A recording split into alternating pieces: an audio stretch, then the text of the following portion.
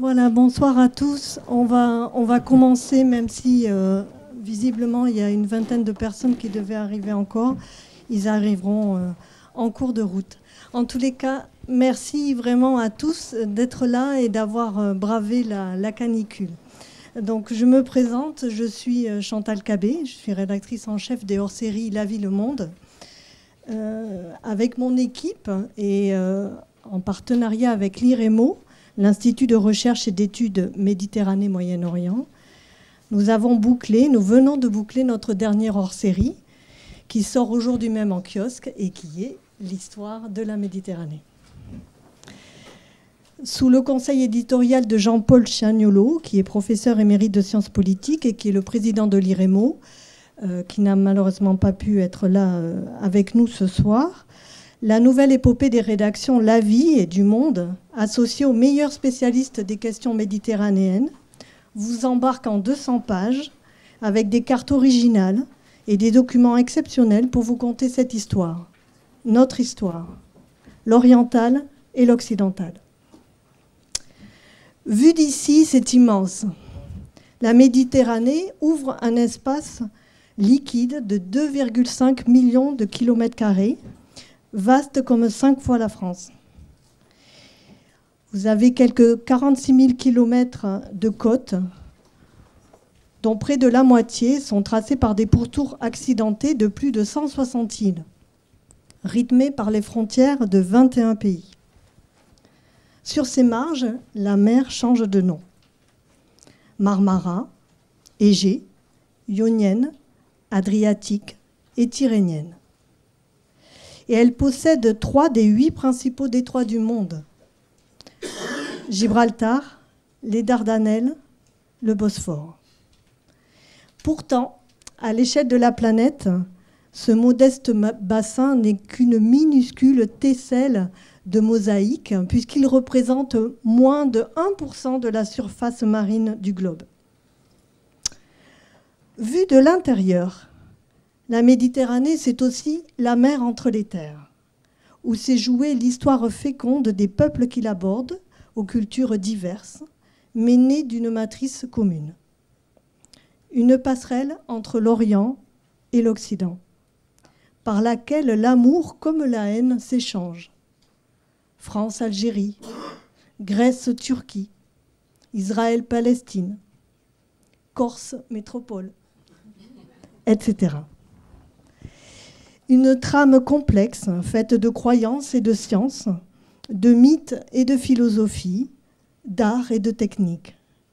Un lieu d'aventure, phénicienne, grecque, romaine, vénitienne ou même normande.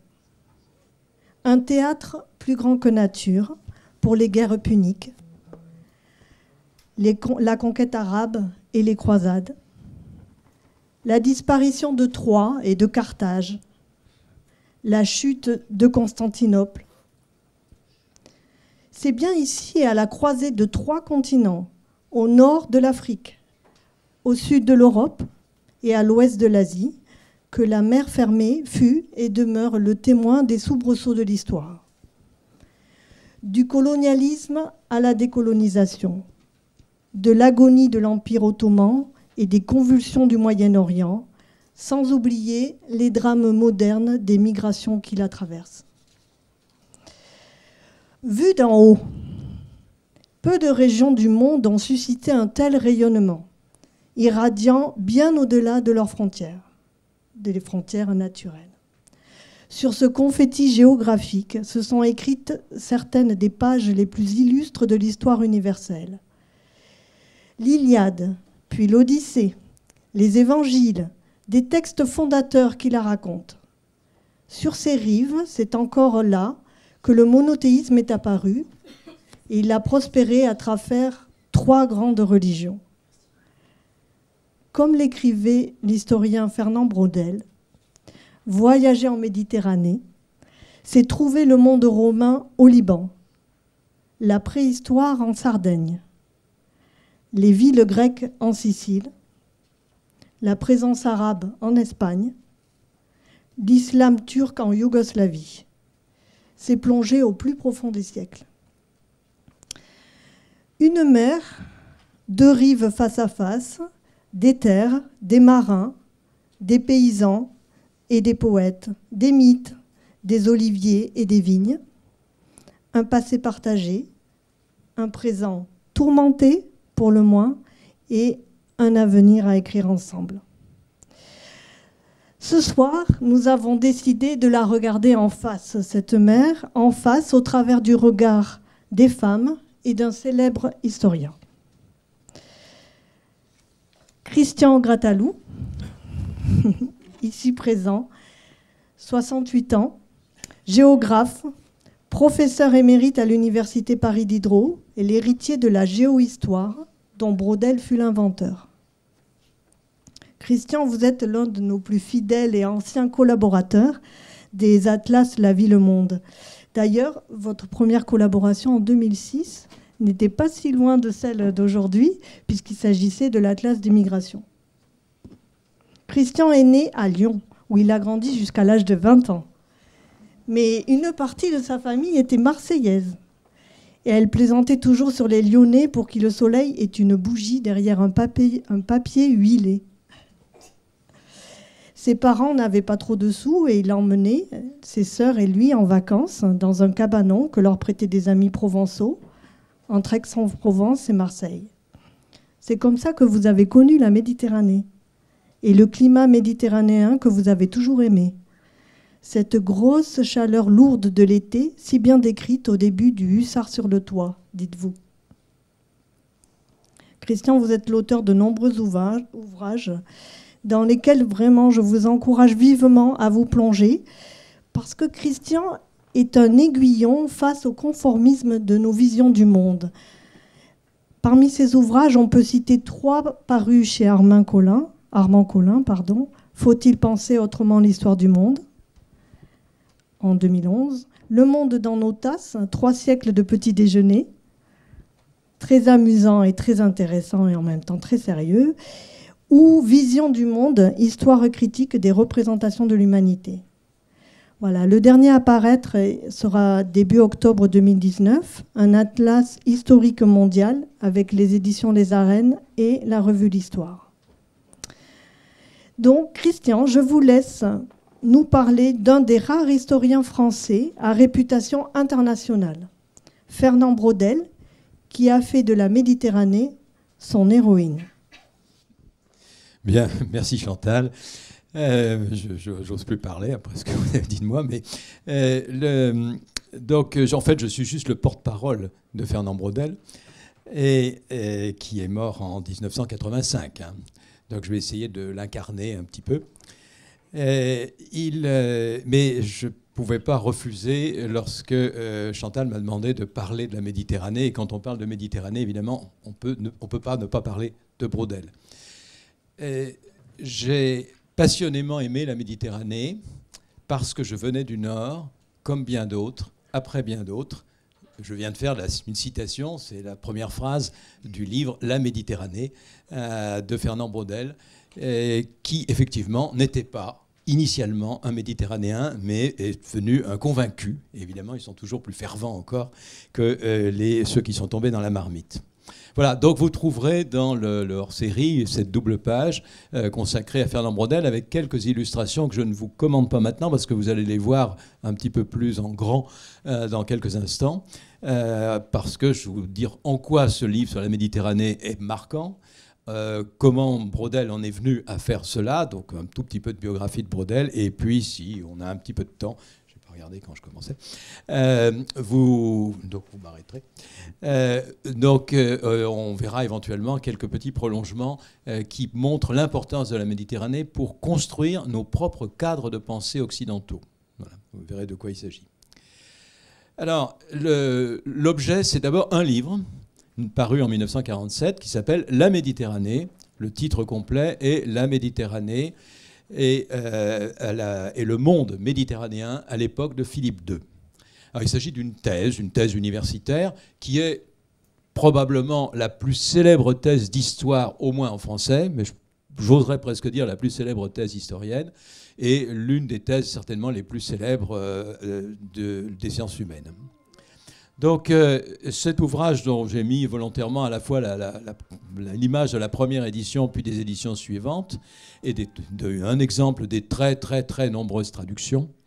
Et il y a à New York un Brodel Institute d'ailleurs qui est consacré précisément à son travail. Donc cette édition de 47 était un ouvrage fait avec les moyens de l'époque, c'est-à-dire sans carte, mais vous allez voir que j'utiliserai l'édition de 1966, la seconde édition, qui est très cartographiée, et entre autres par un très grand cartographe que Brodel avait, il avait recruté pour l'école des hautes études qu'il a dirigée, qui est Jacques Bertin. Donc c'est aussi important pour l'histoire même de la cartographie. Alors, en quoi la thèse est importante? Si je vous montre une image qui vient du Palais des Doges, donc un lieu cher à Brodel, de la bataille de Lépante, 1571, Philippe II, donc on est tout à fait dans son sujet, c'est parce qu'elle symbolise bien le renversement qu'a représenté cette thèse, dont vous allez voir la genèse très particulière. L'histoire, j'oserais presque dire avant Brodel, ou plutôt avant ce qu'on appelle souvent l'école des annales, puisqu'il avait des maîtres, et en particulier Lucien Febvre. L'histoire était d'abord centrée sur deux choses. L'événement, là vous avez la bataille de Lépante, et le grand homme, là vous avez Philippe II, portrait qui est au Prado. Or, justement, ce qui devient l'héroïne, puisque c'est le titre qu'on a retenu dans le hors-série, ce n'est ni l'événement, ni le grand homme, c'est l'espace géographique, la Méditerranée. Alors la carte, qui était l'une de celles que vous avez vues dans la double page, que vous avez sous les yeux, qui a été faite par Jacques Bertin, ouvre, c'est même avant le titre, elle ouvre l'ouvrage dans l'édition de 1966. C'est une carte assez curieuse avec, moi j'aime bien dire que c'est un écorché de la Méditerranée, puisque c'est tout simplement la Méditerranée qui est vidée de son eau. On n'a pas l'habitude de la voir avec son relief ainsi, et ce n'est pas une surface unie bleue, comme souvent on imagine évidemment toutes les mers et particulièrement celle-là. Et vous avez cette personne qui devient un véritable personnage historique qui va jouer un grand rôle. Alors, bien sûr, c'est ce renversement, car il y a un véritable renversement qui consiste à passer du personnage ou de l'événement à l'espace géographique. Brodel l'a mis en scène dans un plan qui est extrêmement célèbre, qui est un plan des trois parties qu'on appelle la triple temporalité. Alors je reviendrai sur cette carte dans un instant, je reviendrai sur la Méditerranée. Des trois parties, c'est-à-dire une partie consacrée au temps long, au temps très long de l'histoire, qui est justement le temps géographique, et qu'il met en premier. Pour lui, la Méditerranée, c'est d'abord des vents alternés par des saisons, des marins ou des pâtres qui font monter et descendre les troupeaux des montagnes. C'est cela d'abord, le monde méditerranéen. Ensuite, un temps moyen qui est celui de l'économie, des crises économiques, des variations, de l'arrivée des métaux précieux au XVIe siècle de l'Amérique et des variations que cela entraîne, etc. Et puis un troisième temps, le temps court de l'événementiel, qui est celui où on va rencontrer la bataille de Lépante, justement. Et il apparaît à l'extrême fin de l'ouvrage. C'est l'avant-dernier chapitre dans lequel est justement cette fameuse bataille. Alors, comment Brodel en est-il arrivé là? Bien, il y a plusieurs éléments qui relèvent de la gestation, de l'évolution de l'histoire, bien sûr, mais aussi de sa propre biographie et de sa vie personnelle. Il a joué, et c'est pour ça que le mot géohistoire qu'il a inventé en 1942, c'est là où on a la première occurrence dans une lettre lorsqu'il était prisonnier, je vous allez voir, là, c'est d'avoir pensé l'espace et entre autres utilisé la rhétorique cartographique. Et nous, les géographes, on revendique Brodel comme un géographe parmi nous, car il utilise une pensée, une écriture cartographique. Et là, vous avez une carte de Bertin qui est devenue très célèbre, parce qu'il faut l'imaginer, en 1966. Ça vous semble assez banal. Vous avez la Méditerranée au centre. Simplement, cette carte, elle est orientée, comme on dit, c'est un mot né en Méditerranée, au sud. Déjà, le mot orienté au nord est bizarre, mais orienté au sud, évidemment, c'est encore plus curieux. Alors, bien sûr, ça ne veut pas dire qu'on n'a pas la Méditerranée qui se trouve ici, mais vous avez, elle est renversée, et Brodel s'en sert pour montrer combien l'Afrique pèse. Vous voyez, c'est une rhétorique graphique, combien l'Afrique pèse, joue sur la Méditerranée. Alors, cela s'inscrit dans une histoire personnelle. Le petit Fernand, là, que vous avez, est né en 1902. Ce siècle avait 2 ans, donc. Et il est né en Lorraine. Il est lorrain. il est né dans un petit village qui s'appelle Luméville en Ormois, qui est à 20 km de Bar-le-Duc. Nous sommes en 1902, c'est-à-dire qu'il est tout près de la frontière allemande, hein, donc dans un contexte tout à fait nationaliste. Et il a été élevé jusqu'à l'âge de 7 ans dans la ferme de sa grand-mère. Vous voyez le petit Brodel, habillé un peu comme une petite fille, comme on faisait à l'époque. Hein. Et la grand-mère est à côté. Si je vous ai signalé, ça a intrigué Chantal tout à l'heure, le toit de tuiles, c'est qu'il y a un petit coin, les géographes, j'en vois ici, les géographes savent ça, il y a un petit coin, c'est un thème sur lequel s'intéressaient beaucoup les géographes du début du XXe siècle, la manière dont étaient construites les maisons traditionnelles, dont entre autres les toits. Alors là, il n'est pas en chaume, il n'est pas en ardoise, il est en tuiles, mais en tuiles romaines. Comme le monde méditerranéen. Alors, je ne vais pas y voir une prédisposition pour Brodel, parce qu'il est né sous les tuiles romaines, de s'intéresser au monde méditerranéen. Mais vous voyez, il n'est pas du tout lorrain. Et lorsque, en 1922, il n'a pas encore 21 ans, il devient agrégé, c'est pas mal, hein, d'histoire, son rêve est d'être professeur au lycée de Bar-le-Duc. On aurait raté quelque chose, ce serait d'ailleurs pas là, on n'aurait pas fait cette double page. Et à son grand désespoir, il est nommé au lycée d'Oran. Et là, il va avoir un choc, et un choc qu'il a dès Marseille, parce qu'il y a des Marseillais ici. Dès l'arrivée dans le port de Marseille, dès qu'il embarque sur le bateau, il est conquis. Et il ne quittera plus la Méditerranée, ça sera non seulement son thème, son lieu de vie, etc. Donc il va passer... bon, attendez, j'étais un peu vite, là, je reviendrai là-dessus. Je reviendrai sur son arrivée en Méditerranée. Mais pour la rédaction de sa thèse, il y a un élément absolument essentiel, c'est qu'il va déposer un sujet de thèse en 1928 avec un universitaire que plus personne ne connaît, qui s'appelait Georges Pagès, qui était un mandarin de la Sorbonne à l'époque, spécialiste du XVIe siècle, sur la politique, Philippe II et la politique méditerranéenne. Alors, on peut y voir peut-être une référence à une grande thèse célèbre de 1911 qui était Philippe II et la Franche-Comté, de Lucien Febvre, la thèse de Lucien Febvre. Mais enfin, c'était vraiment quelque chose de très traditionnel, de l'histoire diplomatique, tout à fait classique. Et il va mettre exactement 10 ans, c'est vers 1937, qu'il commence à penser au renversement et dire c'est pas Philippe II, c'est pas la politique mon sujet, c'est la Méditerranée. Donc pour ça, il va donc se mettre à rédiger sa thèse, mais il rédige sa thèse dans la maison de campagne de Lucien Febvre, avec qui il était devenu ami, à l'été 39. Et à l'été 39, le lieutenant d'artillerie Brodel est mobilisé, et en juin 40, il se retrouve prisonnier à Mayence, dans l'Oflag de Mayence, où il va passer 2 ans. Puis, donc je dois avoir une photo de Brodel, et ensuite, parce qu'il était un peu trop gaulliste, et comme c'était une grande gueule, il n'a pas pu être libéré. Il est resté prisonnier jusqu'en 1945, et il a même été au camp disciplinaire, à l'Oflag disciplinaire de Lübeck. Il a malgré tout pu travailler. Alors travailler d'abord comme sa personnalité faisait qu'il animait des conférences, il organisait une université à l'intérieur des camps, et était respecté d'ailleurs par les officiers allemands qu'il gardait. On l'appelait Magnificence. En fait, c'était une personne impressionnante. Et il a réussi à rédiger sa thèse sur des petits cahiers qu'il voyait par courrier à Lucien Febvre. Mais ça veut dire qu'il a rédigé sa thèse, et ça c'est quelque chose de célèbre dans l'historiographie, entièrement de mémoire. C'est-à-dire qu'il n'avait aucune note. Je ne sais pas si, évidemment, les spécialistes d'autres sciences sociales trouvent ça difficile de rédiger sans bibliothèque, sans notes, sans leurs enquêtes, etc. Mais pour un historien, c'est absolument impensable. Il n'avait aucune note, et il s'est avéré qu'en fait, il avait une mémoire prodigieuse, il avait toutes ses notes en tête, toutes ses fiches en tête, et que, d'après Paul Brodel, que nous allons voir dans un instant, pour faire le lien avec les femmes en Méditerranée, Paul Brodel, lorsqu'en 1945, il est revenu à Paris, il s'était trompé au pire d'1 mois dans la date à laquelle il avait rédigé une fiche, le numéro de sa fiche, etc. Et il y en avait des milliers.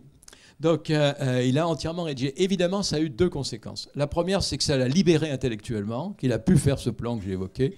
Et la deuxième, c'est qu'il a une écriture d'écrivain. C'est-à-dire qu'il n'était plus dans le langage universitaire avec ses conventions. C'est une thèse où il y a très peu de notes. Pour un historien, c'est un exploit, c'est presque suspect. Lorsqu'il l'a soutenu en 1947, ça a été effectivement un événement. Cette thèse en 1947 était d'ailleurs, le jury était présidé par un géographe, je me tourne vers une géographe, qui était Roger Dion. Et il y avait Lucien Febvre, enfin il y avait Émile Cornaert, enfin c'était un remarquable jury. Voilà, donc c'est des conditions tout à fait particulières qui expliquent que les particularités de ce livre. Et évidemment, on imagine bien que dans les camps de Mayence puis de Lübeck, la Méditerranée était un souvenir douloureux qui transparaissent tout à fait dans les pages de la première ligne qui pite que j'ai évoquée tout à l'heure. Alors, il avait connu la Méditerranée en 1923, quand il est nommé au lycée d'Oran. Et il arrive à Alger, bien sûr, Alger la Blanche. On a une photo de Braudel à Alger. Il arrive à Alger à ce moment-là et il va rester jusqu'en 1933 en Algérie. Pas tout à fait tout le temps, puisqu'il est prof à Oran de 23 à 25. En 25-26, il fait son service militaire. Il occupe la Roure, d'ailleurs. Il participe à cette opération. Et en 26, il revient au lycée d'Alger. Et là, il revient volontairement. Là, c'est pas du tout Bar-le-Duc qu'il recherchait.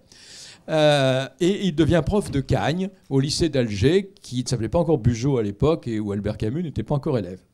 Je vous ai mis cette photo du jeune Braudel, là, c'est vers 1930, avec ses élèves. Vous pouvez remarquer que les Cagnes étaient très féminines.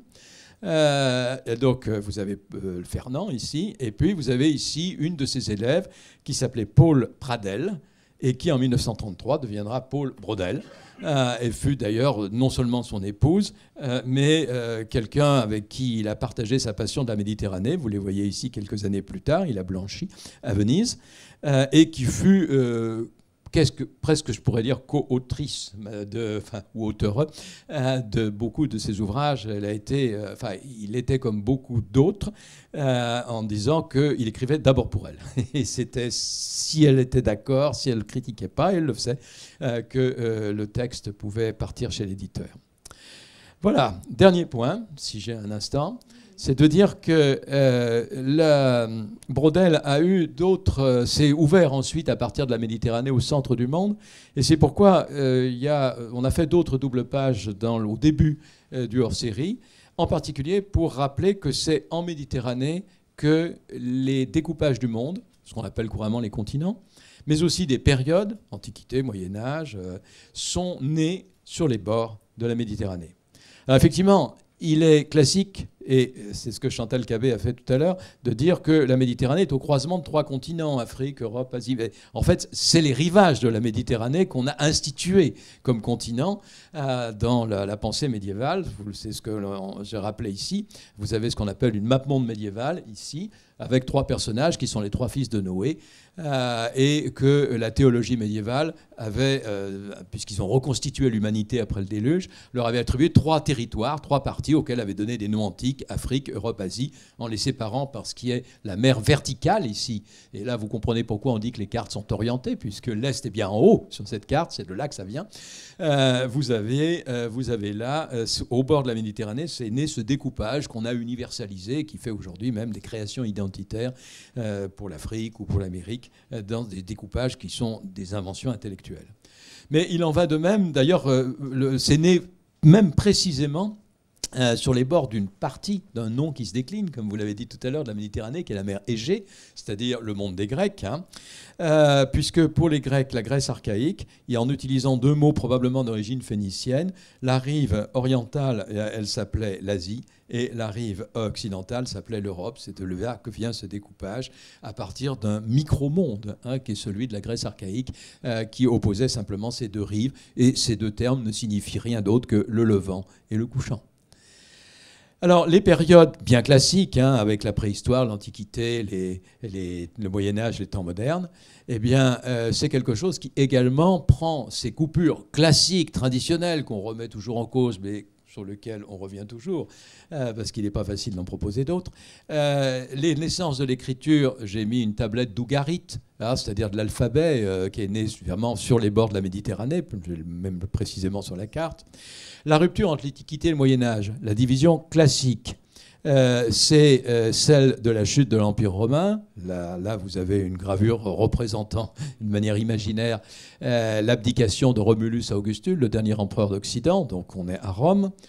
Même si on coupait l'Antiquité, temps moderne, Moyen-Âge plus tard, par exemple, comme le faisait quelqu'un qui a beaucoup influencé Braudel, qui est Henri Pirenne, un grand historien qui insistait sur la coupure du 7e siècle, lorsque l'islam et la chrétienté s'opposent de part et d'autre de la Méditerranée, comme une coupure plus fondamentale que celle de la fin de l'Empire d'Occident.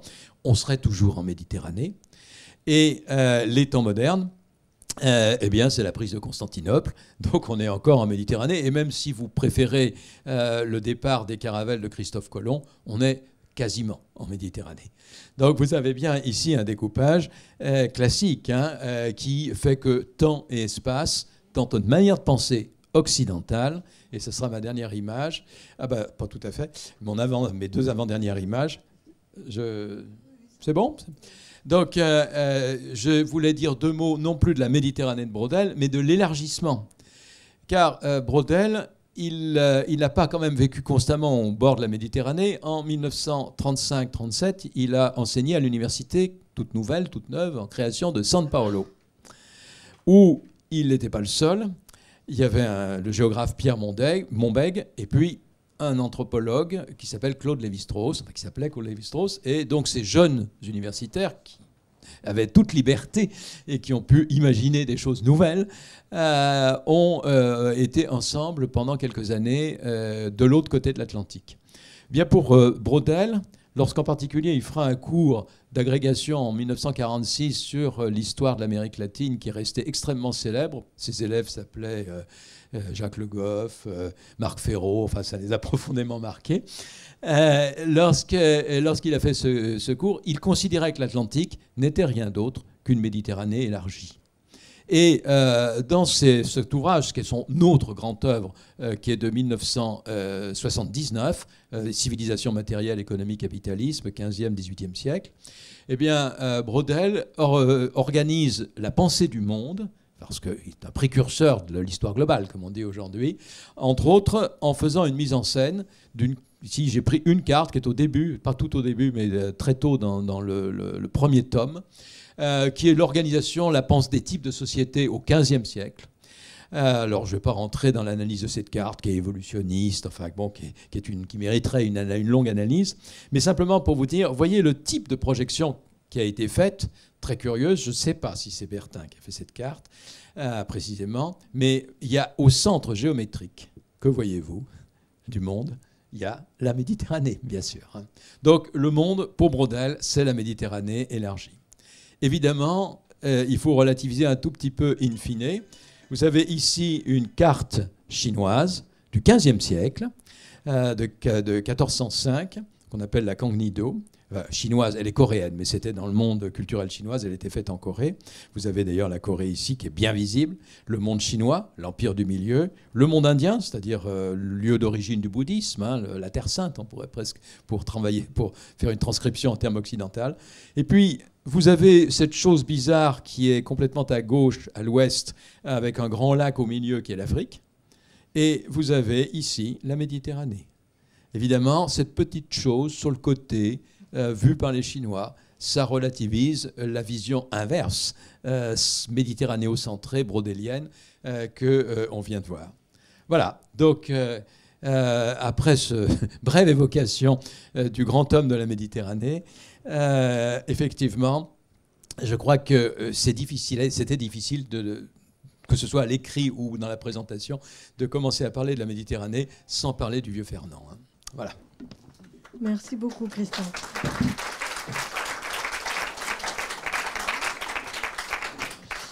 Merci. Non pas qu'il n'y ait que les femmes pour parler des femmes, mais il se trouve que c'en est une vraie et en plus une méditerranéenne. Giovanna Tanzarella, 63 ans, vous êtes italienne, vous l'entendrez très vite. Issue d'une famille du Nord et du Sud, Turin, Venise et Bari. Vous êtes née dans le Sud, dans les Pouilles, à Bari, et vous avez quitté la maison pour aller à l'université à Florence, puis vous avez poursuivi vos études à Paris. Vous êtes en France depuis 40 ans. Historienne de formation, avec une dimension de sciences politiques, vous vous dites spécialiste de tout et de rien. Ça tombe bien, c'est comme nous les journalistes. On ne pouvait que s'entendre. Gratalou aussi. Bon, on est beaucoup à se revendiquer, alors... Giovanna, vous avez enseigné à Sciences Po Aix et vous êtes intervenue dans diverses universités parisiennes. Actuellement, vous êtes responsable du cycle des universités populaires à l'IREMO. Vous êtes vice-présidente de la plateforme Euromed France et vous êtes très active dans les actions de la société civile entre les deux rives de la Méditerranée. Votre grande et longue connaissance des sociétés méditerranéennes n'est pas livresque, dites-vous, mais ça fait maintenant 30 ans que vous sillonnez la Méditerranée du nord au sud, Maroc, Tunisie, Palestine. Vous fréquentez depuis des années les sociétés du monde arabe en particulier. Enfin, et vous y tenez, Giovanna Tanzarella est experte dans un fonds pour la mobilité des artistes en Méditerranée qui entend faciliter et promouvoir leur travail. Maintenant, nous allons écouter en 20 minutes l'histoire de la Méditerranée vue par les femmes, si tant est qu'on puisse le dire de cette façon.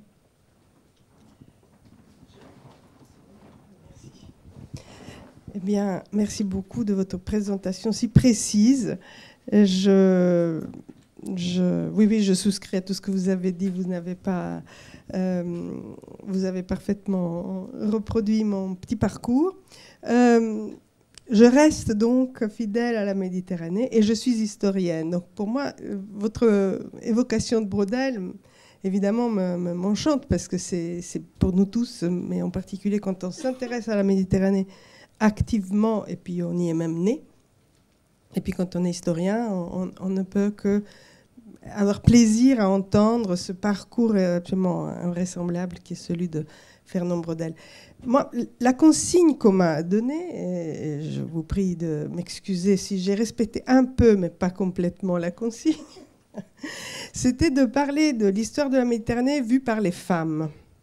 Alors évidemment, quelle était ma première envie? C'était de déconstruire un peu cette idée-là qui me semblait un peu compliquée, ne serait-ce que vraiment très compliquée, parce que, d'une part, parce qu'il y a une invisibilité des femmes dans l'histoire, c'est un peu un angle mort de l'histoire, et donc parler de la Méditerranée, de l'histoire et des femmes, c'est une gageure. Et donc j'ai commencé à chercher des personnages de femmes qui auraient jalonné l'histoire de la Méditerranée, histoire d'en faire une espèce de belle histoire, pleine de jolies personnes et tout ça, etc. Et en fait, je me suis assez vite heurtée à une difficulté méthodologique. C'est-à-dire que si cette longue histoire de la Méditerranée est effectivement ponctuée de nombreux personnages assez remarquables, éminents, de femmes, reines, impératrices, poétesses, héroïnes, y compris combattantes et tout ça, il reste que la catégorie femme est d'un maniement très délicat en histoire, et surtout quand dans cette espèce de chaudron qui est la Méditerranée. Donc, je me suis dit, c'est une catégorie qui est mouvante, qui est plurielle. Comment, d'une certaine manière, lui donner une existence à partir de mon propos? Donc, je me suis dit, non, je pense qu'aujourd'hui, on doit faire un travail qui, du reste, est en cours, d'historicisation de la notion de femme. Donc, je dis ça un peu vite parce qu'on ne va pas rester sur cette question.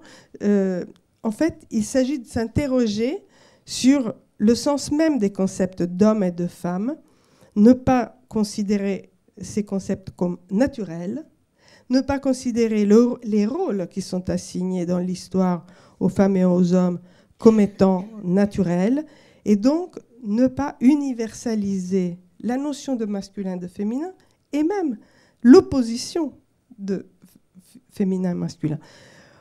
Et alors, je suis allée à la recherche d'un exemple pour pouvoir illustrer mon envie folle de tout bouleverser dans le sujet. Et j'ai trouvé un sujet qui me semble assez intéressant, je crois que je vous en ai dit un mot, l'exemple des reines de l'Égypte pharaonique. Ces reines étaient à la fois des femmes de pharaon, mais souvent, pas très souvent, mais de temps en temps, elles étaient pharaons elles-mêmes. Elles avaient un statut égal à celui des pharaons hommes. Par exemple, elles donnaient leur nom à leurs fils futurs pharaons, c'est-à-dire qu'elles donnaient leur matronyme. Les enfants s'appelaient par elles. Et ces reines ont joué non seulement un rôle politique très important, mais un rôle aussi religieux. Elles avaient vraiment une importance qui était totalement légale de celle des pharaons hommes. Mais ils avaient une petite particularité, c'est que, surtout dans l'époque plus tardive, l'époque ptolémaïque, les reines d'Égypte gouvernaient en se parant, en étant parées de manière indistincte par rapport aux pharaons, c'est-à-dire qu'elles portaient les emblèmes caractéristiques du pouvoir royal, mais ces emblèmes étaient une fausse barbe tressée, un postiche, quoi, et une coiffe qu'elle mettait sur une perruque, et par-dessus, et ça c'est presque incroyable, un serpent cobra dressé et gonflé. On ne peut pas faire plus phallique. Hein, voilà. Donc, voilà le mélange de symboles qui peuvent faire référence à des choses très très différentes et du coup qui étaient portés par les hommes et par les femmes lorsqu'ils étaient pharaons. Donc la question, je cite un historien de l'Antiquité allemand qui disait « L'indistinction sexuelle caractéristique des reines de l'époque pharaonique doit-elle être interprétée comme un signe de masculinisation ?» Pour répondre à cette question, disait-il, écrivait-il plutôt, il faudrait interroger la sexualisation des pharaons. Les signes que nous disons masculins, barbe, postiche, le cobra dressé, étaient-ils perçus comme tels par les Égyptiens? On ne sait pas. Pourquoi donc cela me pose une difficulté? C'est qu'en réalité, historiciser la catégorie femme nous permet, d'abord ça veut dire se placer dans des catégories de pensée des époques passées, qui est très difficile, mais ça nous permet d'éviter la facilité qui consiste à considérer que femme est un synonyme de mère. Et ça, c'est riche comme je ne vais pas pouvoir développer. Je veux juste dire, pour finir ce préambule un peu long, une citation de Françoise Héritier qui disait « Les catégories de genre, les représentations de la personne sexuée, la répartition des tâches telles qu'elles nous les connaissons dans les sociétés occidentales, ne sont pas des phénomènes à valeur universelle, générés par une nature biologique commune, mais bien des constructions culturelles. » Voilà, elle dit tout. Donc moi, je me suis sentie libérée de la tâche que Chantal m'avait confiée. Et je me suis dit que donc, je vais, me limiter, j'essaie d'être rapide, je ne suis pas sûre d'y parvenir, je vais me limiter à l'époque contemporaine pour parler de quoi? Pour parler juste de de phénomènes de type sociologique qui aujourd'hui nous montrent de manière très claire à quel point la Méditerranée contemporaine est en train de vivre une sorte de révolution, d'irruption des femmes dans l'histoire contemporaine de la Méditerranée. Par quel point d'entrée cela se fait? C'est ça, en fait, le propos que je vais développer en essayant d'être très rapide. Alors donc, en fait, c'est un chemin, d'une certaine manière, entre la marginalisation et le silence et qui autour de la place des femmes dans l'histoire de la Méditerranée, à l'émergence d'un chemin qui est un chemin d'émancipation des femmes. Donc c'est une belle histoire. Je vais vous la raconter tout en positif, mais je vous dis tout de suite que j'aurais pu, mais ce n'est pas ma nature, j'aurais pu raconter tout ce qui va mal, en fait. Et là, je vous raconte une belle histoire qui est un chemin vers plus de liberté, plus d'égalité, etc. Et donc, c'est un parti pris, je l'assume, mais on pourrait totalement prendre le parti inverse éventuellement. Alors, donc, j'ai d'autres pensées inavouables dans ma tête qui seront après, que vous dévoilerez vous-même avec ce que je dirais. C'est la nature même de la Méditerranée. Mais parlons des femmes. Alors, au début du XXe siècle, les sociétés de la rive nord et de la rive sud se ressemblaient beaucoup du point de vue des femmes, de la place des femmes dans les sociétés. Nous observons au sud comme au nord de la Méditerranée des sociétés marquées par le poids de modèles traditionnels, patriarcaux, qui cantonnaient les femmes dans des rôles sociaux subalternes, au sein de la famille sous la tutelle des figures masculines, le père, le frère, le mari, mais aussi dans le monde du travail et dans la société en général. Cela, c'était jusqu'au XXe siècle, à différents moments du XXe siècle. Bien sûr, sur la rive nord, un écart important existait entre les femmes issues des élites urbaines de l'Europe du Nord et les femmes qui vivaient dans les pays de l'Europe méridionale. Mais globalement, les femmes sortaient la tête couverte, étaient peu instruites, étaient très mal payées quand elles travaillaient et subissaient fortement le poids de la tradition et de la religion qui les cantonnait souvent dans l'espace privé de la maison et dans le rôle de la maternité. Bon, il existait évidemment des différences sensibles entre les pays européens eux-mêmes, comme entre les pays de la rive nord et de la rive sud. Mais malgré tout, la condition féminine en Méditerranée était très proche déjà à cette époque-là entre les deux rives, au moins jusqu'à la Première Guerre mondiale. Or, à la fin du XXe, c'est-à-dire je saute allègrement à la fin du XXe siècle, un processus massif d'autonomisation des femmes dans les sociétés de la rive sud s'est mis en route progressivement, en miroir de ce qui s'était passé quelque temps avant en Europe, dans le nord de notre zone. Les démographes ont établi un lien direct entre ces gains d'autonomie et la transition démographique qui commence au milieu des années 1980. C'est-à-dire la transition démographique, c'est le passage d'un modèle traditionnel où il y a une forte mortalité et une forte natalité. Passage de ce modèle-là à une phase où un régime où la natalité comme la mortalité sont faibles et s'équilibrent aussi. Ça, c'est la transition démographique. Et là, en Méditerranée, a eu un effet absolument révolutionnaire que je vais expliquer rapidement. Beaucoup de facteurs ont produit cela, mais je revenais. Que s'est-il passé ? Il s'est passé qu'au XXe siècle, 3 phénomènes majeurs dans les sociétés ont vu le jour, qui ont concerné les femmes. Le premier, c'est l'urbanisation, c'est-à-dire que massivement, des populations des campagnes ont gagné les villes. Juste un chiffre, dans l'ensemble arabe, on passe de 3,5 millions de citadins en 1900 à 115 millions à la fin du XXe siècle.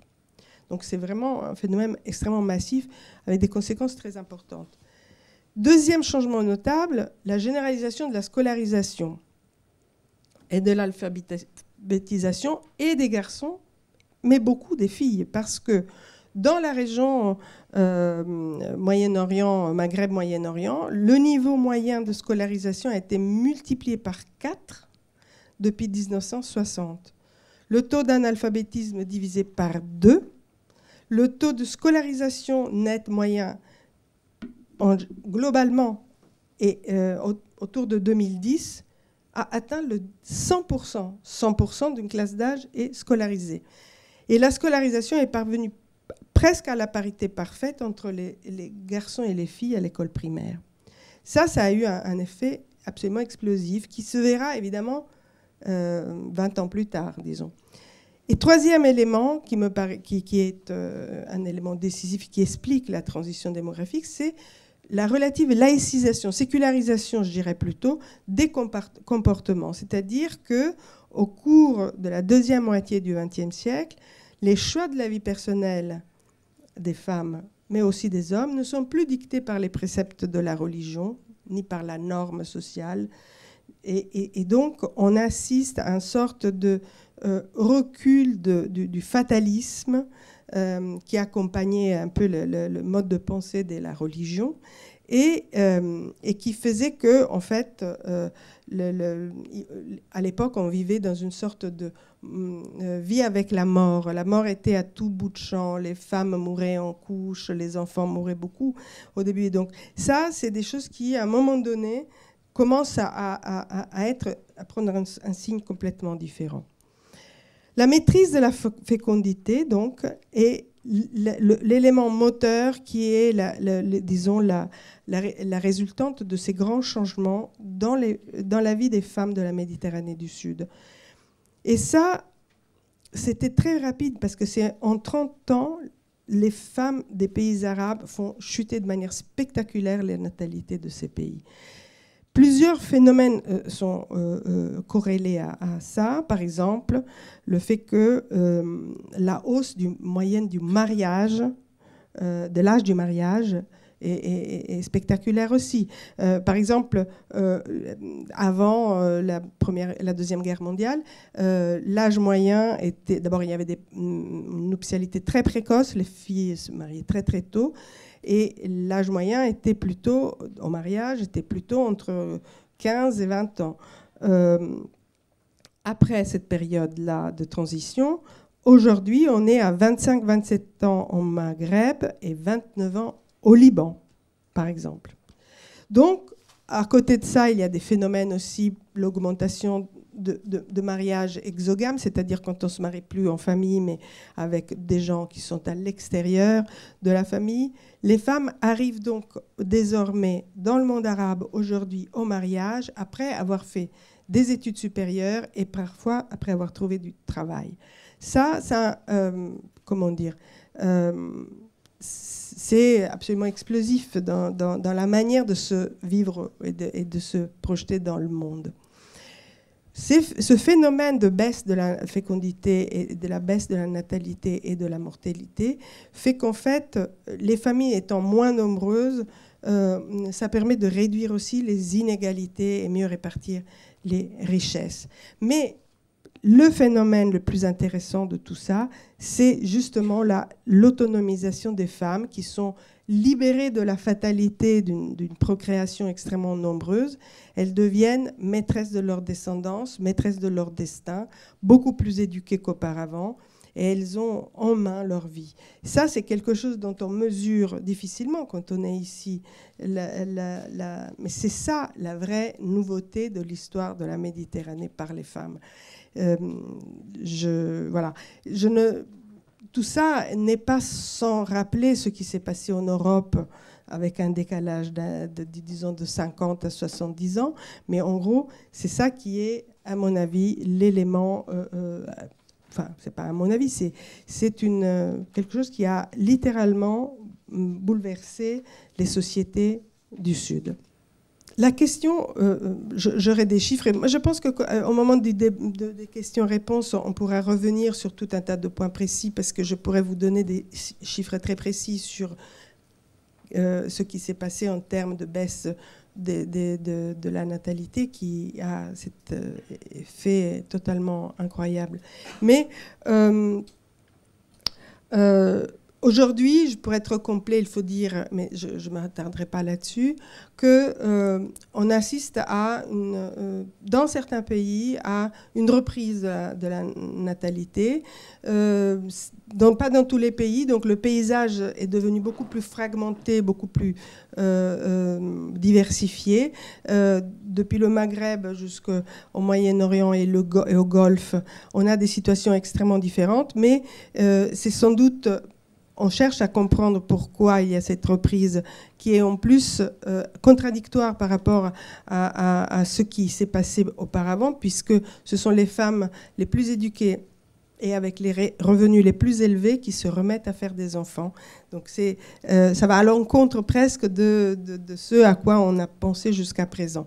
Mais ça, je ne vais pas y revenir maintenant. S'il y a des curiosités, on en discutera. La question que je voudrais poser pour terminer, c'est est-ce que la place plus grande qu'occupent les femmes en Méditerranée aujourd'hui dans les sociétés méditerranéennes, la généralisation donc de l'éducation, l'accès plus facile des femmes à l'emploi, le mariage tardif, est-ce que tout cela s'est traduit dans une plus grande égalité dans le droit, c'est-à-dire inscrit dans les systèmes juridiques des pays, entre les hommes et les femmes? Ça, c'est une vraie question. Donc, en fait, la revendication de l'égalité des droits est venue bien avant cette phase de transition. Ça date, en réalité, dans les pays arabes, de l'époque de la colonisation. Entre les deux guerres, on voit émerger des premières volontés de revendiquer une égalité des droits qui va, en contexte colonial, fait écho et corrélé à la libération du joug colonial on parle du coup de libération du joug patriarcal. Les féministes de l'époque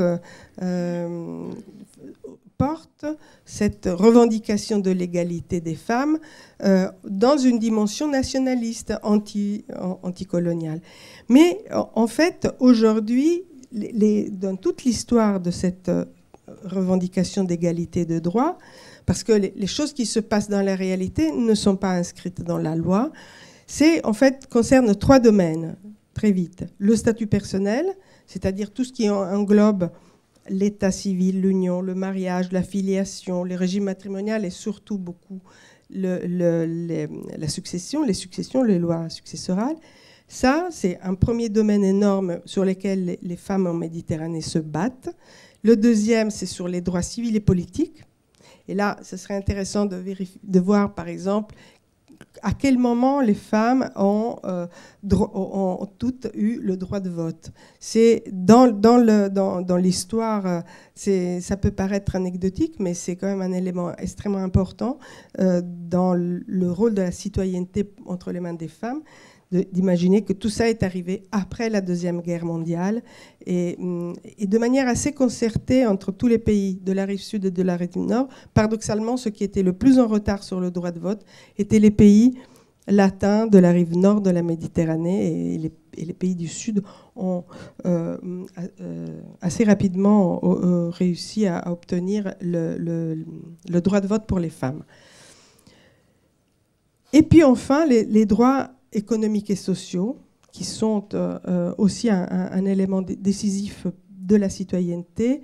Et là, je dirais que c'est l'endroit où il y a le plus de retard dans les législations du Sud, mais comme du Nord d'ailleurs de l'Europe, parce que comme vous le savez, s'il existe en Europe une égalité assez largement conquise par les femmes en termes de droits, il reste qu'il y a ce qu'on appelle le plafond de verre qui fait qu'encore aujourd'hui, en termes de salaire, il n'y a pas d'égalité entre les hommes et les femmes dans le monde du travail. Dans la rive sud de la Méditerranée, à cela s'ajoute le fait que certains métiers ne sont pas on ne peut pas pourvoir à certains métiers quand on est femme sur la rive sud de la Méditerranée. Je vais arrêter là, mais je voulais juste dire que il y aurait beaucoup de choses à dire à part ça, parce que c'est particulièrement intéressant de vérifier à quel point il y a, d'une certaine manière, une Méditerranée où les différences s'estompent de plus en plus.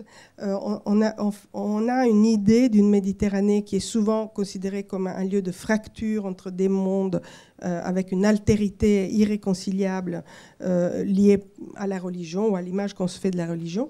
Et en réalité, dans les sociétés et dans les destins individuels des femmes, les femmes de la Méditerranée, au nord comme au sud, partagent aujourd'hui exactement les mêmes aspirations, les mêmes rêves et les mêmes exigences en termes de droits et d'égalité. Donc ça, c'est la bonne nouvelle.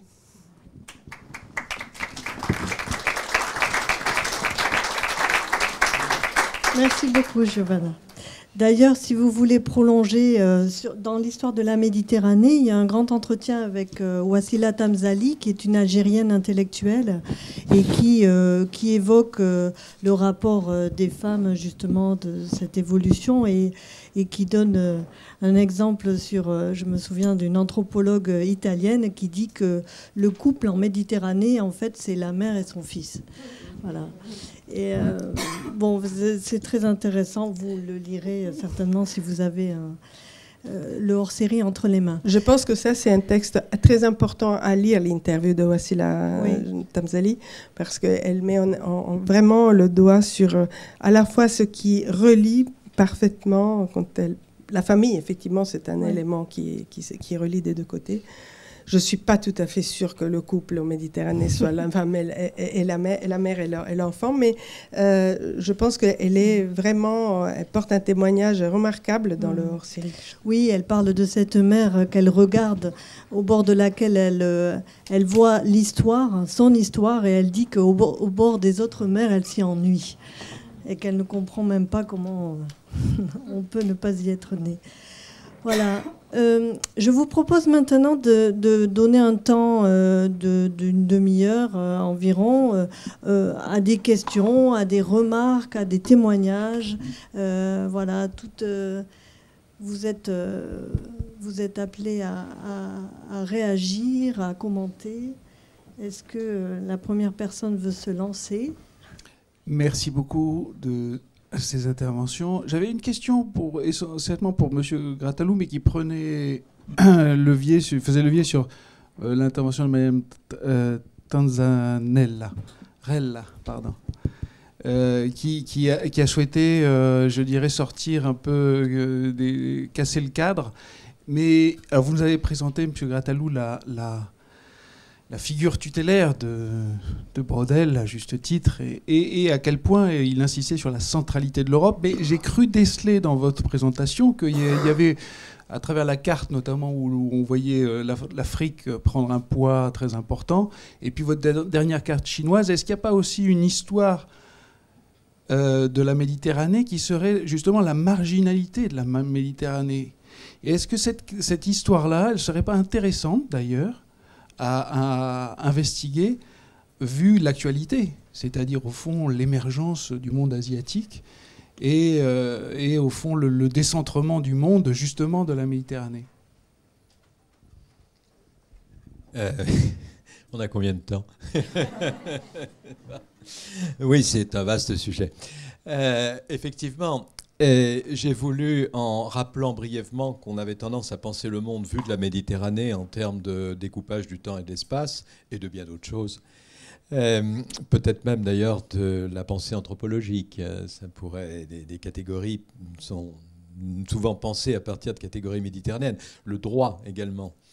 On a aujourd'hui une tendance à, si j'oserais dire, pour faire dériver un titre, à provincialiser la Méditerranée et à reconnaître que dans l'histoire du globe, y compris dans un passé lointain, on avait une vision qui surdéterminait un nombrilisme méditerranéen. Alors, il ne s'agit pas effectivement de conclure que finalement on a fait un hors-série sur un truc secondaire.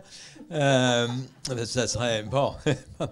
Mais au contraire, les catégories, c'est très important. Et justement, qu'il y ait un lieu de naissance, c'était une chose à rappeler.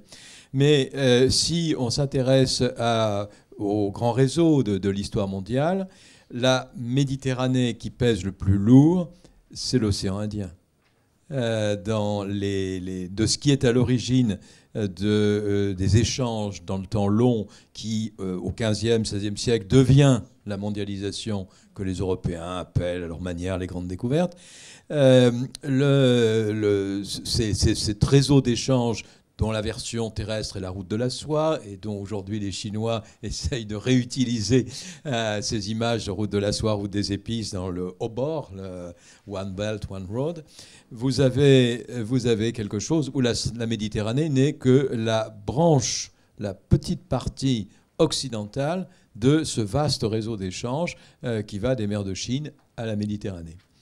Et la partie centrale, celle qui d'ailleurs est extrêmement favorisée par l'alternance des moussons, par ailleurs pour les navigations pendant très très longtemps, c'est le monde de l'océan Indien. Ce qui fait qu'il y a un anthropologue, Philippe Beaujard, qui a repris le travail, la méthode de Braudel, qui a eu la chance d'ailleurs, c'est très rare en sciences sociales, de ne pas tomber dans la marmite quand il était étudiant, mais de découvrir très tard l'œuvre de Braudel. Il a dû, je crois, la lire à 50 ans. Et il a repris exactement le travail de Braudel, simplement avec un tout petit peu plus de taille. C'est-à-dire qu'il faut être anthropologue ou géographe sans doute pour se renseigner. Un historien n'aurait jamais osé. Il l'a fait sur 1000 ans et sur l'ensemble de l'océan Indien. Et effectivement, c'est parfaitement probant. Le système qui construit les échanges, les circulations, par exemple, qui constitue la notion de monnaie et donc de métal précieux, c'est cet ensemble qui va de la Méditerranée aux mers de Chine, entre autres par l'océan Indien, et éventuellement, mais sans doute de manière plus secondaire, par des routes terrestres qu'on a appelées au XIXe siècle les routes de la soie. Voilà, donc je crois que c'est vrai de situer la Méditerranée dans un contexte géohistorique, pour parler braudelien, de beaucoup plus grande ampleur, et où la Méditerranée est un sous-ensemble de circulation, ou même sous-ensemble d'une partie. Je veux dire par là qu'à l'intérieur de ces grands échanges de l'Atlantique au Pacifique via l'Eurasie, eh bien, la moitié occidentale est très largement celle de religions révélées ultérieurement, enfin celle du livre, alors qu'il y a un monde beaucoup plus hindouiste et bouddhiste dans la partie orientale. On est dans deux mondes qui échangent constamment mais qui sont profondément différents, et que la Méditerranée n'est elle-même qu'une partie de cet élément occidental. Par exemple, on voit bien que ça, c'est des diapos que Chantal m'a fait sauter, je peux vous dire. J'avais utilisé un grand ensemble où on voyait la Méditerranée et puis ce que j'aime bien appeler la cuvette de la Perse, c'est-à-dire la cuvette du monde iranien, qui est assez symétrique par rapport au croissant fertile de la Méditerranée. Vous avez ce qu'on appelle parfois les antiquités orientales dans notre vision orientalisante des choses. Eh bien, vous avez là deux moitiés de cette moitié occidentale, deux quarts, si on pourrait dire. Et le monde iranien n'est pas le monde méditerranéen. Il est constamment en échange avec le monde méditerranéen. Il est le premier maillon avant le monde indien, au-delà du monde chinois, etc. Mais la Méditerranée, de ce point de vue-là, a un héritage commun avec le monde iranien qui est centré sur les millénaires qui vont des Natoufiens jusqu'à Sumer dans le croissant fertile qui est à l'est de la Méditerranée. Je ne sais pas si, François, j'ai répondu à votre question, mais passez.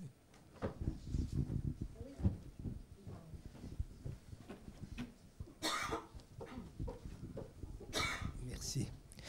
J'ai une petite information concernant les femmes autour de Méditerranée.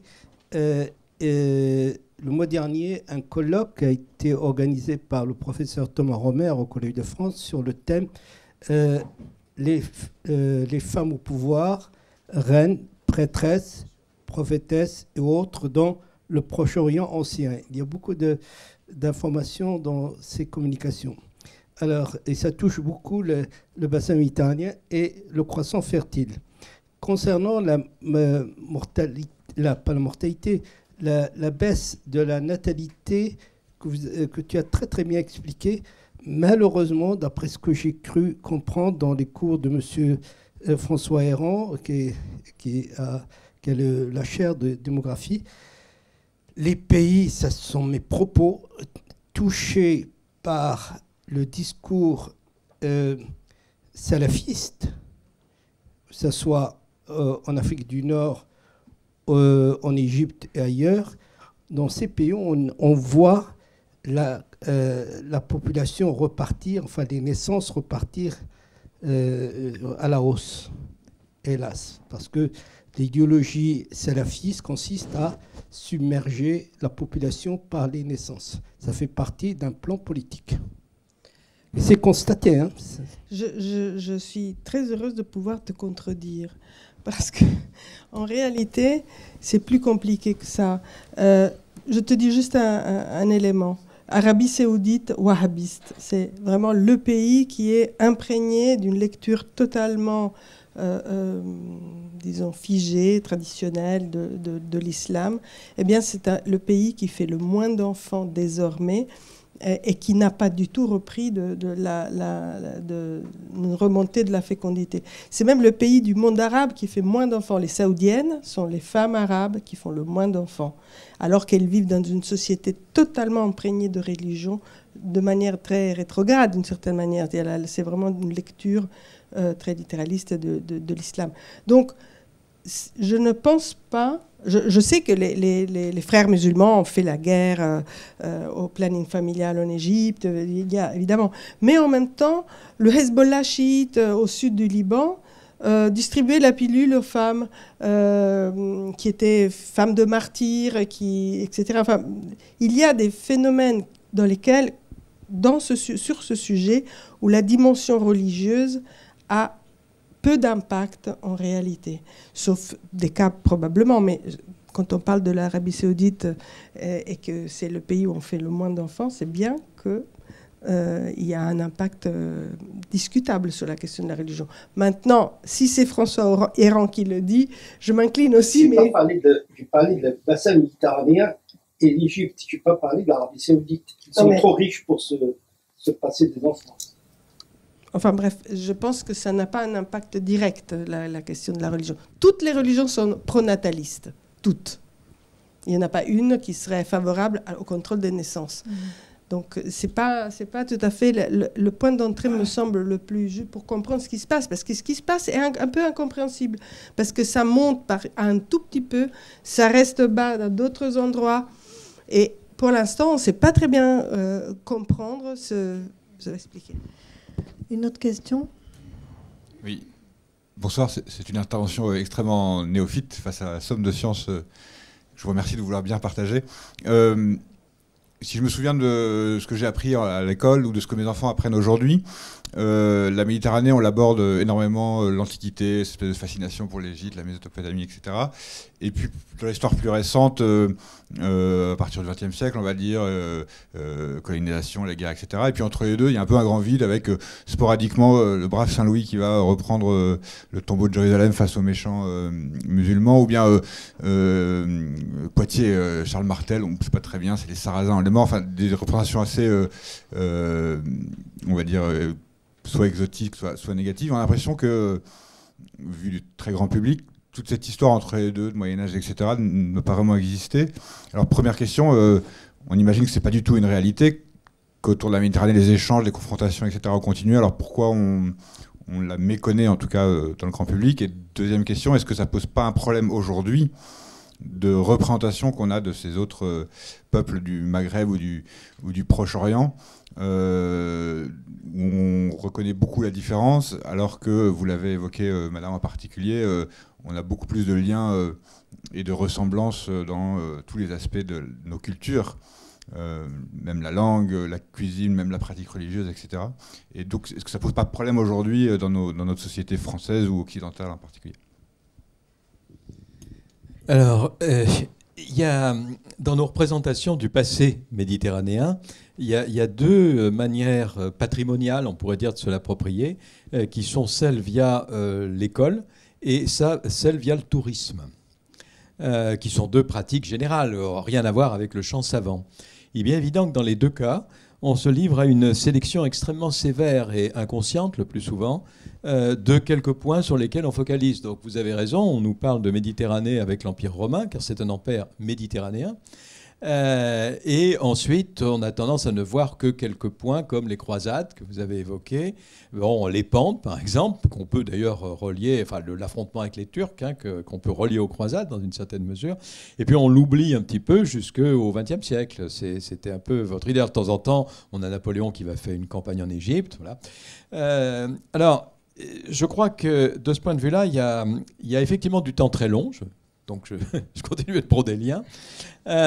Vous avez quelque chose qui est un phénomène classique qui illustre parfaitement la Méditerranée, mais dont je pourrais donner plein d'autres exemples géohistoriques dans le monde.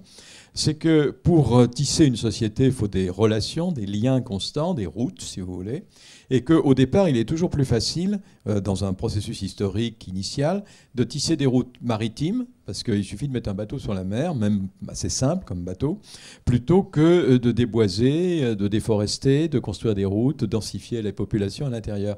Donc la Méditerranée, c'est d'abord des millénaires de liens rive à rive, dont on pourrait voir plein d'autres exemples ailleurs dans le monde, hein, des constructions de ce type-là. Les déserts jouent, enfin les steppes jouent un peu ce rôle-là également. Donc c'est tout à fait normal que l'on ait des processus historiques denses pendant très longtemps dans une mer au milieu des terres. C'est pas la seule, mais c'est celle où ce processus a duré particulièrement longtemps et que ça s'incarne même pendant 8 siècles dans des constructions impériales dont l'Empire romain est l'achèvement le plus net. C'est vraiment un empire autour de la Mare Nostrum. Ensuite, il y a autre chose, c'est qu'on a fait de cette construction marquante notre patrimoine européen, qui est tout autant un patrimoine de tous les peuples qui sont autour de la Méditerranée. Hein, du terme romain jusqu'au hammam, il y a une filiation directe. Hein. Donc, on a fait des Romains et des Grecs l'idée que l'on avait une rupture par rapport au reste du monde méditerranéen. Bien sûr, on reconnaît une certaine dette dans notre patrimoine, envers un passé oriental, égyptien ou mésopotamien, mais discrètement. C'est une curiosité orientalisante qui suscite toujours du tourisme, dans la mesure où c'est pas trop dangereux d'y aller, ça devient difficile. Mais pour le reste, on en reste à l'idée qu'il y a une rupture chronologique qui correspond à la coupure de la Méditerranée et qu'on appelle le miracle grec. C'est aussi un terme, c'est Renan hein, qui donne cette expression. C'est-à-dire qu'il y a un moment où chronologiquement, c'est nous, les Européens, qui avons construit notre patrimoine. Et à ce moment-là, la Méditerranée, le monde méditerranéen gréco-romain, prend une valeur fondatrice dans notre imaginaire intellectuel de notre civilisation. Voilà, ce qui, à son tour, va générer des éléments touristiques, hein, des pratiques que j'évoquais, auxquels vont se combiner quelque chose de plus ambigu, puisque là, on est dans des racines proches orientales, qui sont les racines religieuses, en particulier pour les chrétiens, le rapport à Jérusalem, évidemment encore plus pour les juifs, d'où les croisades, qui sont des formes de pèlerinage armé, que vous avez évoqué. À cela, dans notre grand récit, pour reprendre une expression qu'on applique en général aux nations, mais qui est vraie pour l'Europe tout autant, on a tendance à dire, ben voilà, tout ça c'est vrai jusqu'en 1492, et ensuite on a cet élargissement où le monde, les océans, deviennent la Méditerranée des Européens. Parce que, dans une certaine mesure, Braudel met en scène dans ce que j'ai évoqué. Et la Méditerranée devient marginalisée. Venise s'efface progressivement, et c'est les Pays-Bas, puis l'Angleterre qui prennent le pouvoir, puis les États-Unis. Et on est toujours dans des liens de rive à rive, un monde, une mondialisation tissée par les océans. À partir de là, effectivement, on en construit des patrimoines qui nous fabriquent nos identités en oubliant toutes les autres identités. Et c'est pourquoi j'avais tenu à terminer par une carte chinoise.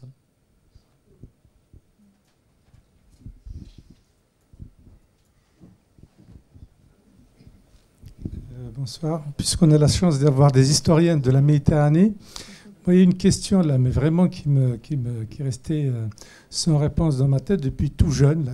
J'ai appris à l'école, comme beaucoup d'entre nous, les dates des guerres puniques. Donc je sais vous les réciter toutes. Je sais donc quand, qui, mais je n'ai jamais compris pourquoi. Donc, quels sont en fait les enjeux de tous les protagonistes de l'époque. Merci. Et vous voulez que je vous fasse une histoire des guerres puniques en combien? 2 minutes? 3 minutes? Non, alors vous avez c'est intéressant, je trouve que c'est une bonne idée, les guerres puniques. Je sais pas si... Non, il y a une double page sur les guerres puniques?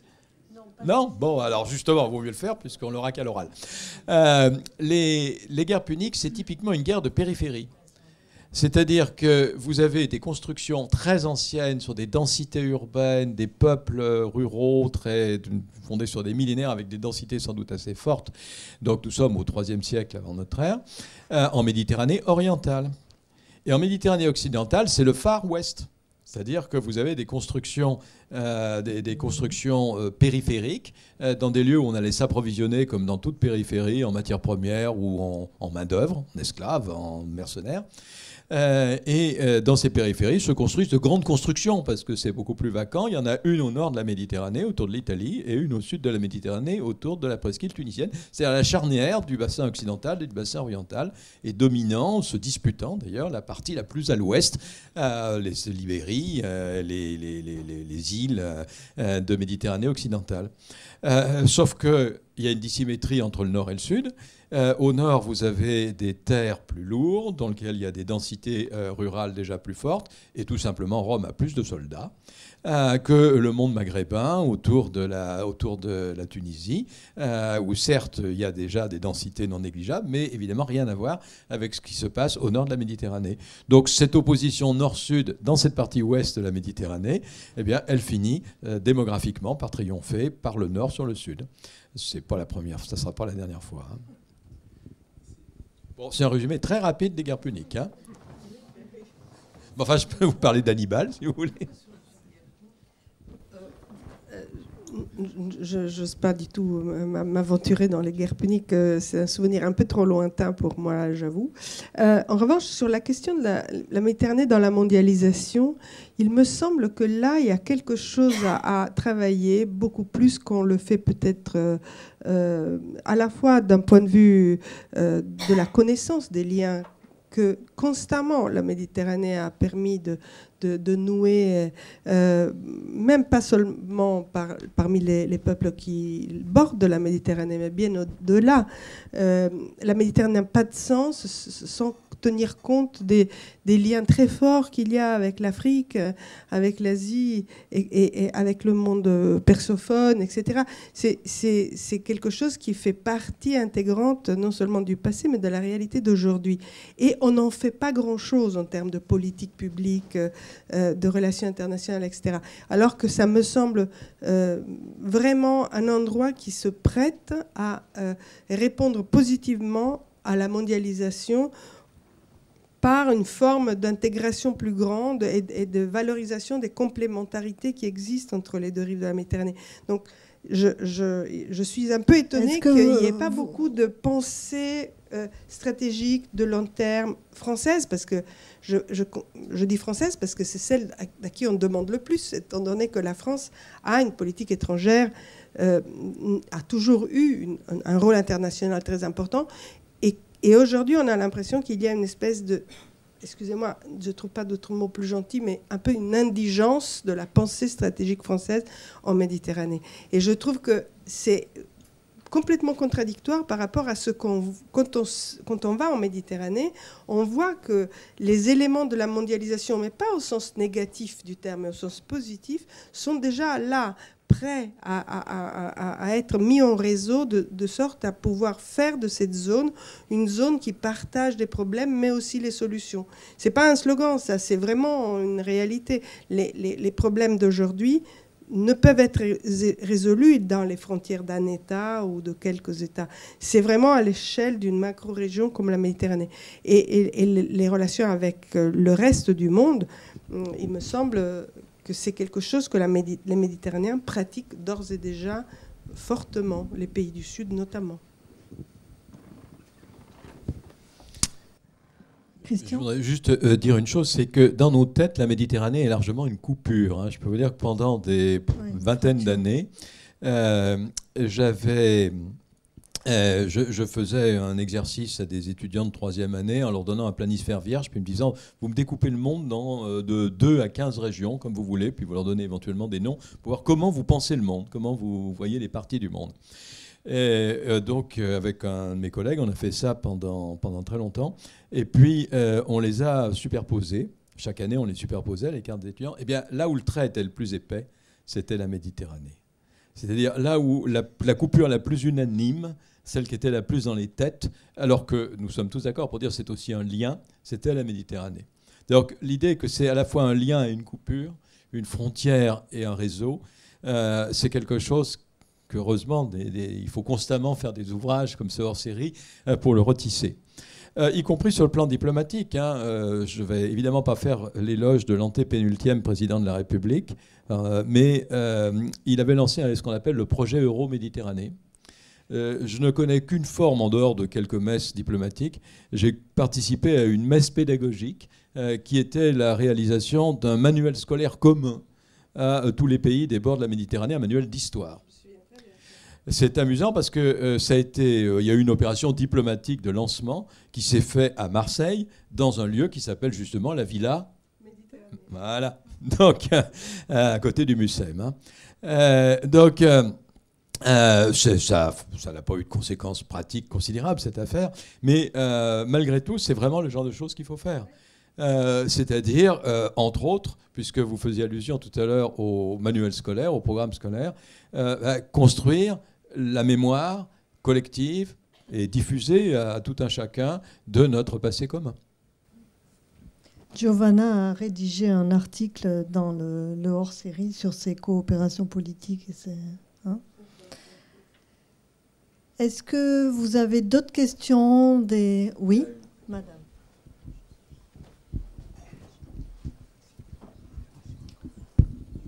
Je pense que c'est la dernière ou l'avant-dernière. Après, on va pouvoir se quitter. Est-ce que, oui. Bon, c'était plutôt une remarque par rapport à Christian et par rapport pour madame.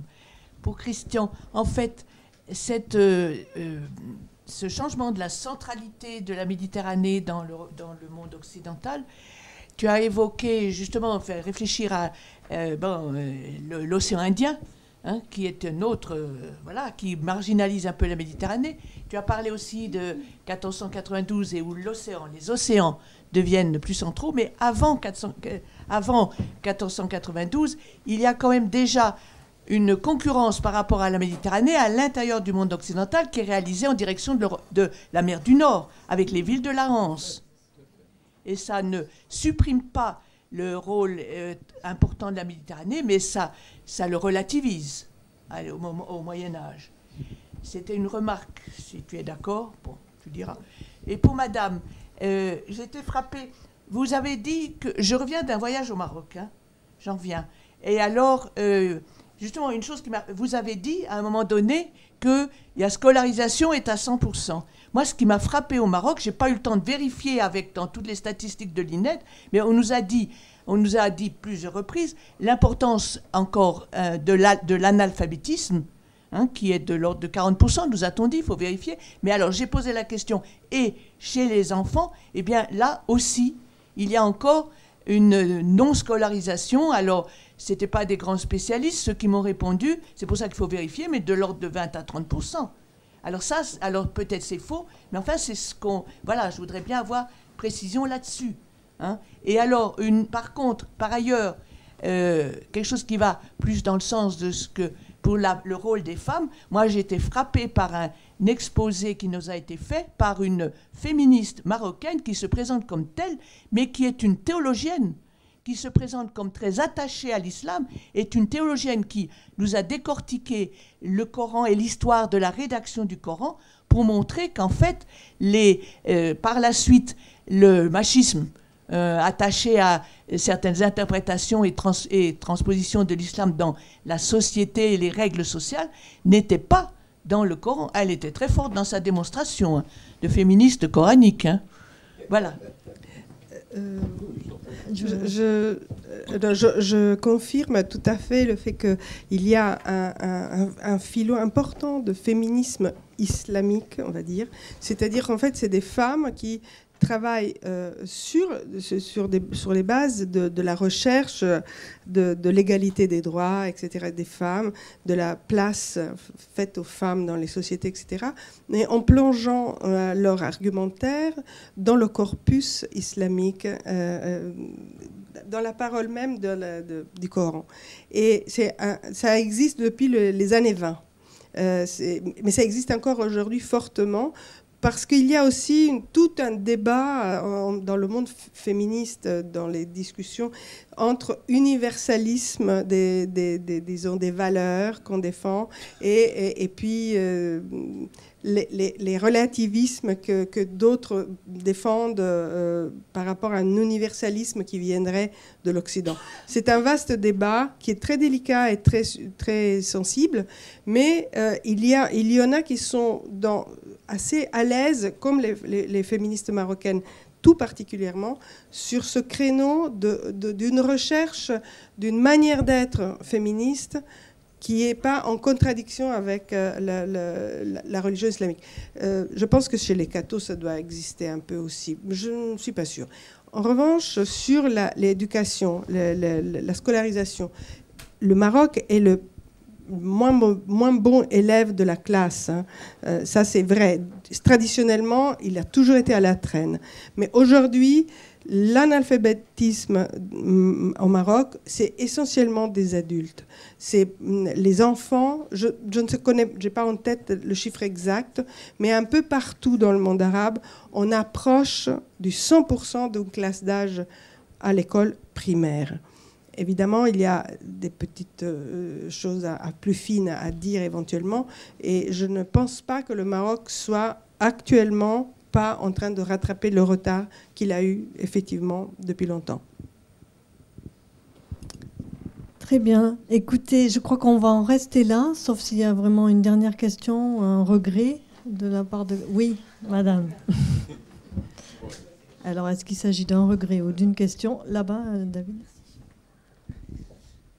Est-ce que vous pensez que le problème des migrants actuellement est quelque chose qui peut créer une fracture entre le sud et le nord de la Méditerranée?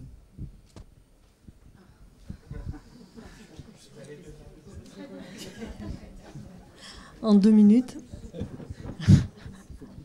Non, Giovanna, je sais pas. Bon. Je crois que d'ailleurs on n'est pas spécialiste, hein, pas plus que vous ou nous. Enfin, je veux dire, on a des avis de citoyens en la matière. J'ai opposé la coupure et les liens tout à l'heure. Hein. Donc, on est dans la chose douloureuse, la manifestation douloureuse des liens de rive à rive, d'une part, et de la frontière liquide de l'autre. Le fait que, comme je l'évoquais dans la tête de mes étudiants naguère, la Méditerranée soit pensée comme une coupure, et je peux vous dire qu'elle l'est pensée au nord comme au sud de la Méditerranée. Hein. Les enquêtes ont été faites au départ à Paris, mais ensuite il y a eu un programme européen et on l'a fait, y compris au Maroc, en Tunisie, en Turquie et ailleurs dans le monde d'ailleurs. Chaque fois, la Méditerranée est d'abord une des coupures majeures de la pensée du monde. Donc il s'agit bien intellectuellement, dans nos têtes, il s'agit bien d'un franchissement de quelques dizaines de kilomètres de mer, mais d'une discontinuité très forte. Et cette discontinuité, il faut la comprendre aussi comme celle du mirage ou de l'appel à l'idée d'aller de l'autre côté de la discontinuité.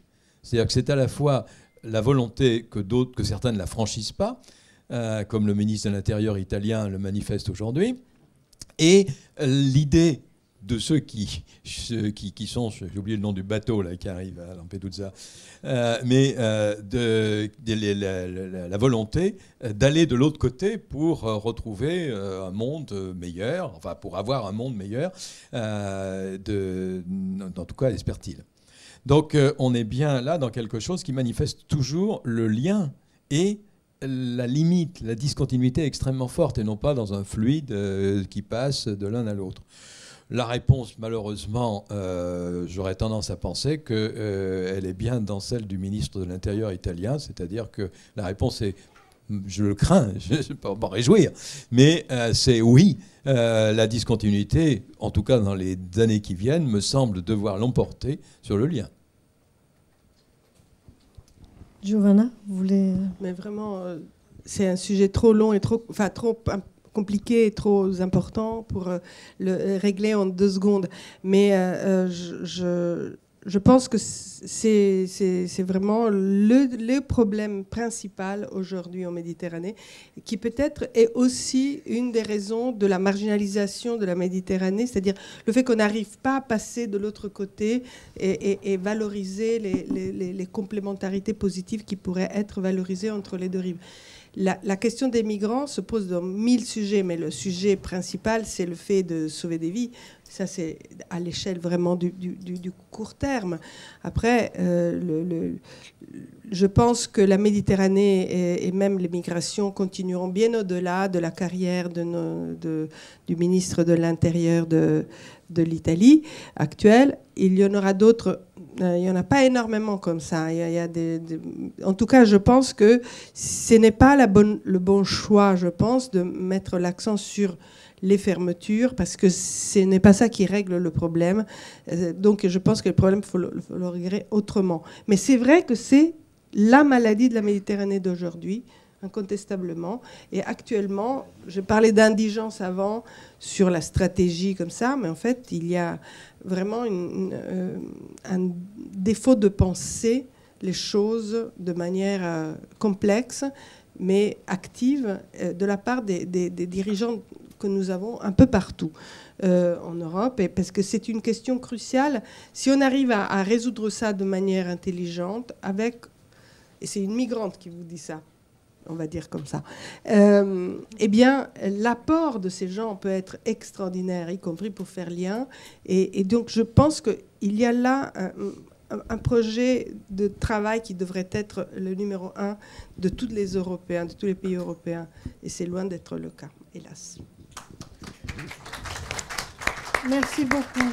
Merci encore à tous d'être venus, vraiment, en espérant que vous pourrez prendre du plaisir pour prolonger cette soirée au travers de notre hors-série. Merci infiniment et puis à bientôt, j'espère. Merci.